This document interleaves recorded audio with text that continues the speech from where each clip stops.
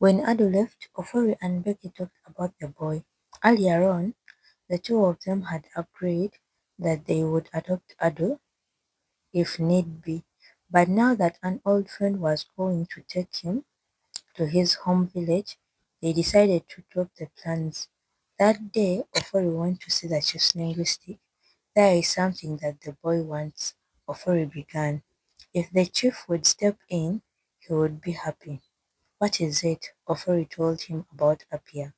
The linguistic had already been informed about Adu. The chief himself knew all this. Has the boy expressed the desire to go back to the village? The linguistic asked Ofori. Yes, he said he would prefer that to the situation he is in.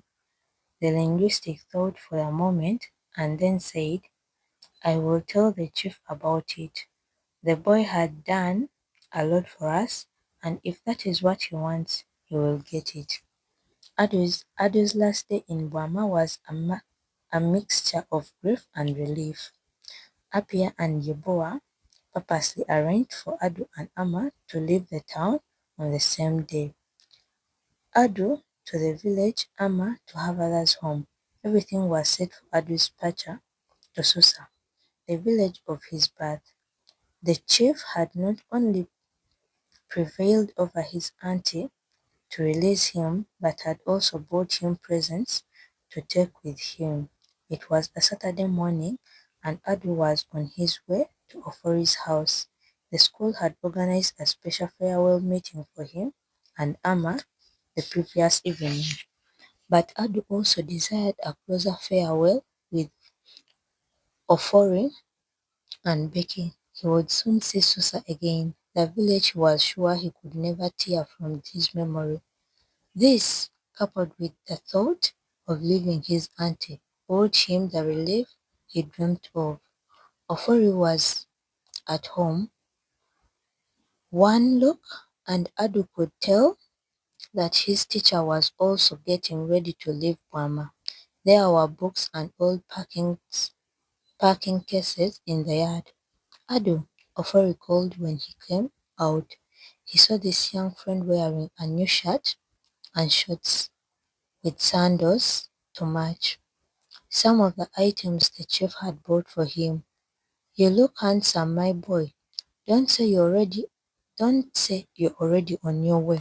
Ofori tried to sound as informal as possible to reveal the tension he could sense in the boy, but he knew that it was going to be a hard departure. Becky came out of the house and saw Adu. One look at him and her heart sank. Even though things seemed to be working out well for him, she could still see a very lonely boy. So, Ofori started, Are you ready? I'm ready, sir. I just came to say goodbye. That was all his heart needed in order to pour out the tears he was suppressing. Adu tried to hold them back, but they flowed stubbornly. Becky could not hold back her own tears. Don't worry, Adu, Ofori said. We shall meet again. When you go, try to be a good boy. Don't let anybody find fault with you. Be obedient to your own new parents and the people of the village. At school, respect your teachers and work hard. You remember the story of David Livingstone from your reading book, don't you? Ofori began to quote. Although his father and mother were poor people, he worked hard at his books and became a doctor. He was a direct quotation from a history book he often read with his pupils. Ado listened with his head bowed. Never forget what your friend Yaro told you. You'll find him in the village, and if you do, Ado shook his head. My father's friend told me Yaro has left the village now. I see. But I know the things he told you about God still remain in you because you often told me about him. Remember them? Don't forget what you've learned here, also about faith in God. Adu nodded. On impulse, Ofori added, As you know, Becky and I have transferred together. In 3 months' time, we shall be married. He paused and took a look at Becky. Adu followed his gaze. All three smiled. In 3 days' time, we shall leave Mama for good. Adu, in case of any difficulties, let us know. Becky and I are willing to help you. Do you understand? Yes, thank you. Here is our address, Becky said, giving Adu a piece of paper. Ofori added, don't fail to write to us and tell us how life is treating you in Susa. Adu took a paper and wiped away his tears. He lifted his head and looked at their faces. He saw husband and wife. Surprisingly, he smiled. Ofori and Becky smiled too.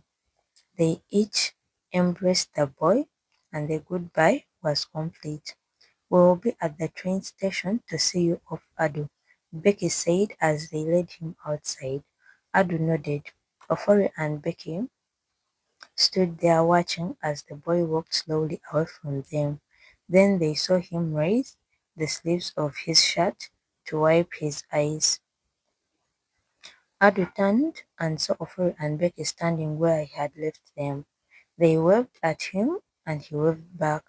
When Adu got home, he hastened to his room to complete the packing of his fellow belongings.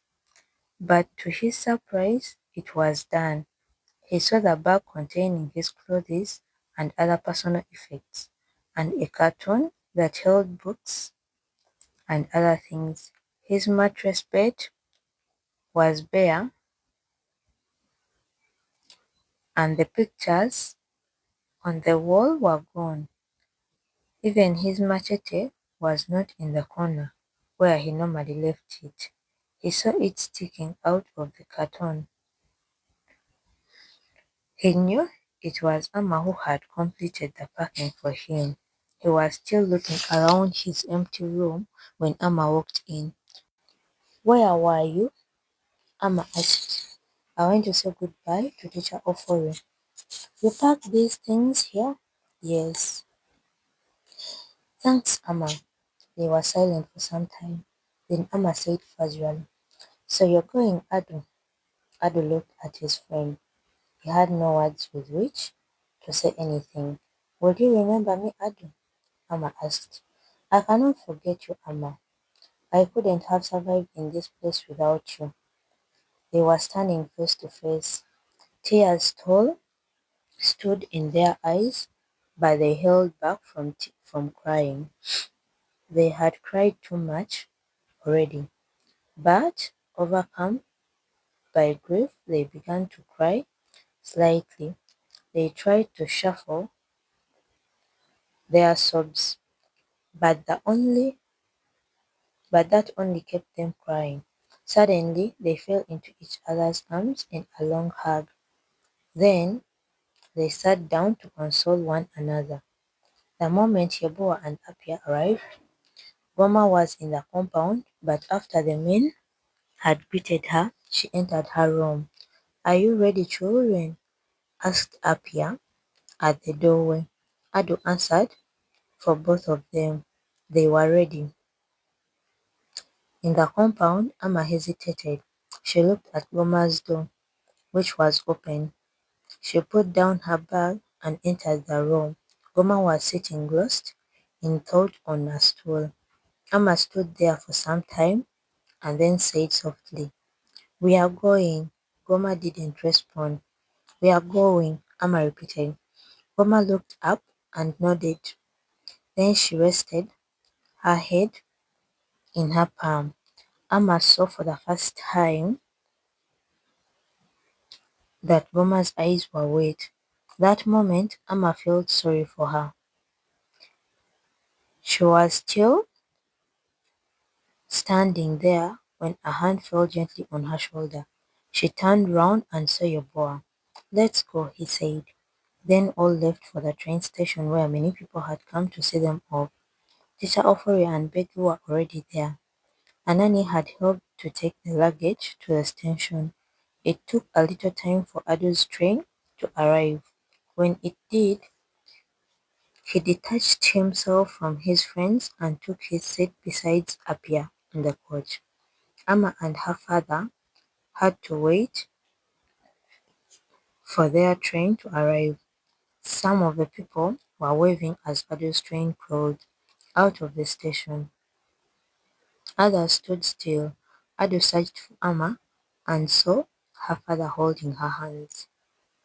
He waited for her to turn and wave, but she didn't. The train pulled out of the station, and soon all the people were far away.